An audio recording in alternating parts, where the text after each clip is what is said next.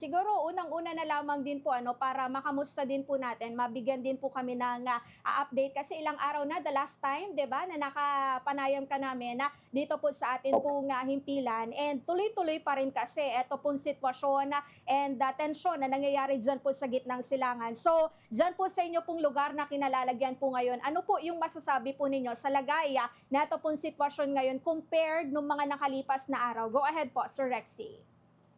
Hello po sa inyo diyan. Mas malala po ngayon kasi po, pati po yung mga civilian, marami pong namatay ngayon compare nung nakaraang araw na in-interview niyo ako. Eh, ngayon yung pinapakawalan po kasi ng missile ng Iran, may kasama na pong cluster bomb. Kaya wala silang pakialam kung sino pong madamay at yun, napakamalas dahil meron tayong isang kababayan na namatay.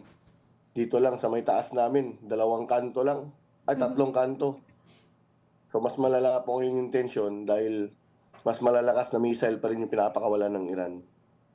Kuhaan mo, yung mga boss po namin, lagi po sila nag-aano rin sa'min, nagbibigay ng warning na ganito, ganyan, mas malala ngayon ang papakawalan ng missile ng Iran. At napaka-ano po ngayon ma'am, napaka-istrikto dito sa Israel. Bawal Mhm. po maglabas at bawal pumunta sa mga beach. Oo ma'am, bali sa sobrang pag-aatake nila, yung ibang mga kababayan natin, mas pinipili na nilang matulog dun sa bomb shelter. Hmm. Kasi para sa seguridad nila dahil kapag lumabas sila at may binili, hindi nila alam maya-maya may mga missile na parating, tapos hindi nila alam kung saan sila tatakbo. Kaya yung iba, mas pinili nila mag-stay at home na lang, hindi magtrabaho.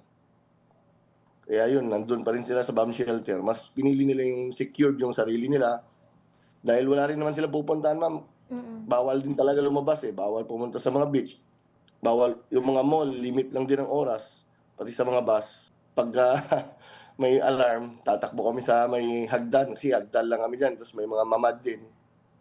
Nakakatakot talaga ma'am, lalo 'pag naririnig mo yung missile na pababa. Mhm.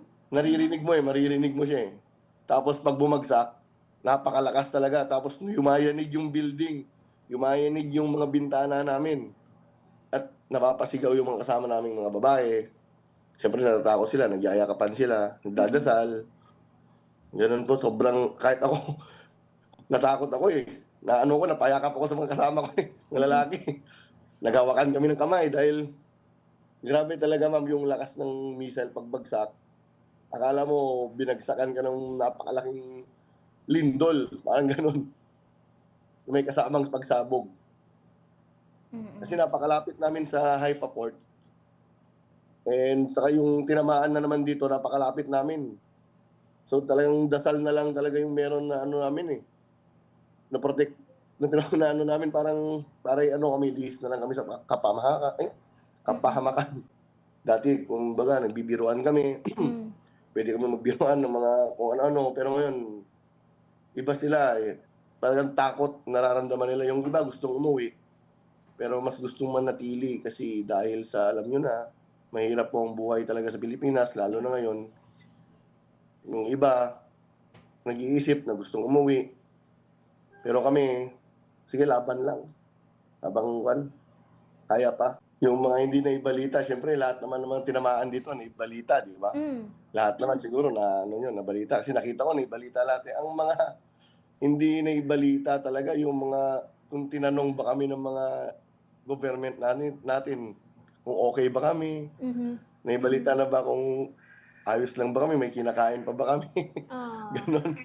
Yun yung mga hindi naibalita talaga, eh, kung tinulungan ba kami ng government o may binigay. 'Di ba 'pag tumutulong ang gobyerno ma'am, pinapaano sa TV yan, oh, Yes. tumulong si ganito, nagbigay. Wala, eh, walang naibalita 'di ba kasi wala pong tulong. Ang naibigay lang talaga yung nakaraang interview niyo, yun pa Mhm. rin po ang binigay ng government natin hanggang ngayon. Dahil Hmm. narinig ko wala din naman daw budget. So yun po yung mga hindi naibalita talaga. Yung mga pagtulong sa mga Pilipino talaga, ang wala pa akong nakikita na tinulungan ng gobyerno, mga ganito. Tinulungan ng gobyerno yung mga walang trabaho, wala rin akong balita actually talaga.